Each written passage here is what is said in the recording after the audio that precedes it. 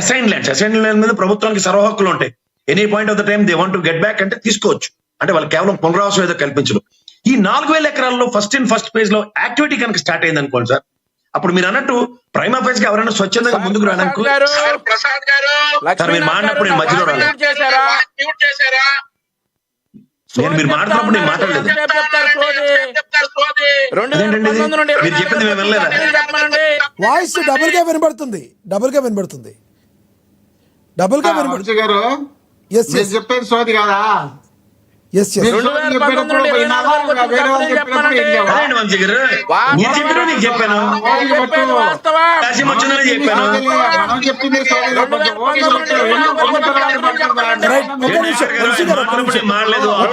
సమయం అయిపోయింది. ఎలాగో ఆయన చెప్పనండి. ఓకే ఓకే ఒక్క నిమిషం వంశీ గారు సమయం పాటించండి.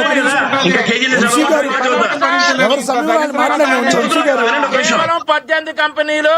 ఎస్ ఎస్ మీరు అడిగే టైంలో మీరు అడగండి వంశీ గారు. ఆయన చెప్పినోండి, ఆయన సమయం అయిపోయింది. ఎలాగో ఆయన కంప్లీట్ చేయనివ్వండి. ఏం గ్రీన్ ఎనర్జీ, ఎకోరిన్, అమూల్, బ్రిగ్బో, విశ్వాస సముద్ర, సిసిఎల్, రిలయన్స్ పవర్, విశ్వ సముద్ర బయోటెక్ ఎనర్జీ, పక్కన తందానా దేవనందనా అనేది చెప్పు. ప్రసాద్ గారు ఒక్కటి చెప్పండి. రాజధాని విషయంలో ఇప్పుడు జగన్మోహన్ రెడ్డి గారు గతంలో ఉన్న వైసీపీ ప్రభుత్వం ఏదైతే మళ్ళీ రాజధాని అక్కడ కట్టడం కరెక్ట్ కాదన్నట్టుగా మాట్లాడటం, కోర్టుకు వెళ్తారు, ఎంతవరకు కరెక్ట్ అంటే మీరు ఏం చెప్తారు అసలు ఈ విషయంలో? ఇప్పుడు ఆయన చెప్పేది మధ్యలో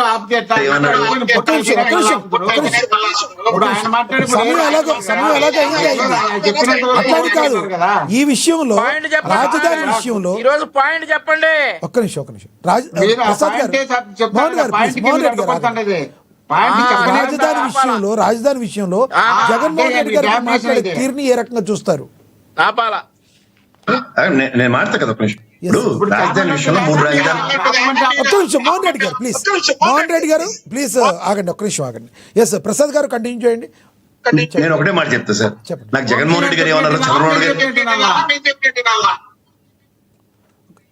ప్రసాద్ జగన్మోహన్ ఇప్పుడు జగన్మోహన్ రెడ్డి గారు చెప్పింది నేను వినాలా, లేకపోతే చంద్రబాబు గారు చెప్పింది నేను వినాలా, ఇవన్నీ నాకు అనవసరం సార్.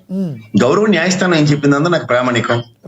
ఈ జగన్మోహన్ రెడ్డి గారు ఆ రోజు 3 రాజధానులు అన్న మాటని గౌరవ న్యాయస్థానం రిట్ ఆఫ్ మ్యాండమస్ తీర్పు అనగానే ఈ ప్రభుత్వం అంటే జగన్మోహన్ రెడ్డి గారి ప్రభుత్వం 3 రాజధానుల బిల్లు విరమించుకుంది. అయిపోయింది. There is matter. ఇవాళ మనకి అమరావతి రాజధానిగా గత చంద్రబాబు నాయుడు గారి గవర్నమెంట్ అనండి, జగన్మోహన్ రెడ్డి గారు అండి, దాన్నే సెంట్రిక్ గా with correspondence with respect to government అన్న దగ్గర వీళ్ళకి శాతకాంతాలని జగన్మోహన్ రెడ్డి మీద ఆపాదిద్దామంటే ఇవాళ శాశ్వత రాజధాని గజెట్ తెమ్మంటే అది తేట్లే 18 నెలల పైకి. కేంద్ర ప్రభుత్వంలో బీజేపీలో డబుల్ ఇంజిన్ సర్కార్ వాడు మొన్న పార్లమెంట్ సమావేశంలో గజెట్ కూడా పెట్టలేదు. ఇచ్చారా సార్? టైం ఉంది కదా, ఇంకా టైం ఉంది కదా, గజెట్ రావడానికి టైం ఉంది, ఇంకా 3 సంవత్సరాలు. సార్ మీరు ఆంధ్రప్రదేశ్ పౌరుడేనండి? అలా కదండి, మీరు ఆంధ్రప్రదేశ్ పౌరుడే కదా మీరు. అవునండి. మనకి పవన్ కళ్యాణ్ గారు కూడా చెప్తుంటారు సార్వభౌమత్వం ఇవన్నీ. మీరు ఒకసారి ఆలోచించు, మనం జాగ్రత్త మాడదాం. మీరు అన్నట్టు జగన్మోహన్ రెడ్డి జగన్మోహన్ రెడ్డి 5 ఏళ్ళు అన్యాయం చేశాడు అన్నారు కదా రాజధానికి, నిజమే అనుకుందాం. మరి వీళ్ళు 18-19 ఏళ్ళు బట్టి అన్యాయం చేయకుండా ఇంకేం చేశారు? చేసి న్యాయం చెప్పమనండి. మళ్ళీ మాట్లాడతా, ఒక్క నిమిషం ప్లీజ్, మళ్ళీ మాట్లాడతాం మీతో. మనతోటి జనసేన నేత లక్ష్మీకాంత్ గారు జాయిన్ అయ్యారు, ఆయనతో మాట్లాడదాం. లక్ష్మీకాంత్ గారు నమస్తే అండి. లక్ష్మీకాంత్ గారు, జగన్మోహన్ రెడ్డి గారు ప్రెస్ మీట్ నిన్న చూసుంటారు మీరు. దీని మీద మీరు ఏమనుకుంటున్నారు? రియాక్ట్ అవ్వండి ప్లీజ్. ఏం మాట్లాడారు మీకు తెలుసు కదా సార్? నా వాయిస్ క్లారిటీగా ఉందా? క్లారిటీగా ఉంది, మీరు మాకు కంటిన్యూ చేయండి. కానీ డబుల్ వాయిస్ వస్తుంది సార్. లేదు కంటిన్యూ చేయండి, ఇక్కడ క్లియర్ గానే ఉంది, కంటిన్యూ చేయండి. సార్ ప్రకటనలు ఎక్కువ, ఫిజికల్ వర్క్ తక్కువ. జగన్మోహన్ రెడ్డి గారి హయాంలో పథకాల గురించి మాట్లాడటం అయినా కానీ స్థిరమైన అభివృద్ధి గురించి మాట్లాడే దాఖలు అయితే ఎక్కడ కూడా కనిపించవు. ఇవాళ రోజున కూటమి వచ్చిన తర్వాత ప్రెస్ మీట్లకు పరిమితం అయిపోయి ఆయన హలో చేయండి.